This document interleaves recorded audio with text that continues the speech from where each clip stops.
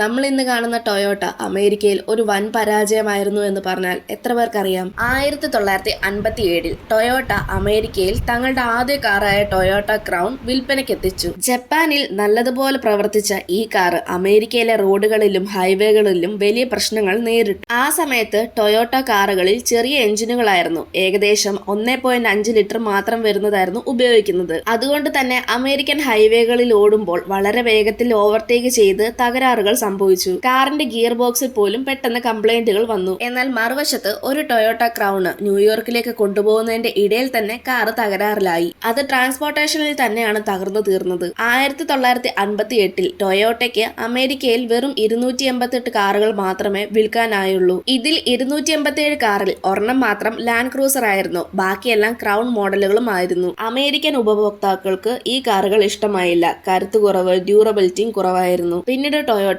ആളുകൾക്ക് വേണ്ട രീതിയിലുള്ള മാറ്റങ്ങൾ കാറുകളിൽ കൊണ്ടുവരാൻ തുടങ്ങി. മാർക്കറ്റ് പഠിച്ചു, മാറ്റങ്ങൾ വരുത്തി, കൂടുതൽ ശക്തിയും ഉറപ്പാക്കി. ഉറപ്പുള്ള കാറുകളും വികസിപ്പിച്ചു. കൊറോള പോലെയുള്ള മോഡലുകൾ കൊണ്ടുവന്ന് അവർ വീണ്ടും അമേരിക്കൻ വിപണിയിൽ വിജയിച്ചത്. ഇന്ന് ടൊയോട്ട എന്നത് ലോകത്തിൽ തന്നെ ഏറ്റവും വലിയ കാർ നിർമ്മിക്കുന്ന കമ്പനികളിൽ ഒന്നാണ്. നിങ്ങൾക്ക് ടൊയോട്ട കാറുകളിൽ ഏറ്റവും ഇഷ്ടമുള്ള കാർ ഏതാണെന്ന് കമന്റ് ചെയ്യ്. ഇതുപോലെയുള്ള കൂടുതൽ വീഡിയോസ് കാണാനായി ചാനൽ സബ്സ്ക്രൈബ് ചെയ്യാനും ഇൻസ്റ്റഗ്രാമിൽ ഫോളോ ചെയ്യാനും മറക്കല്ല്.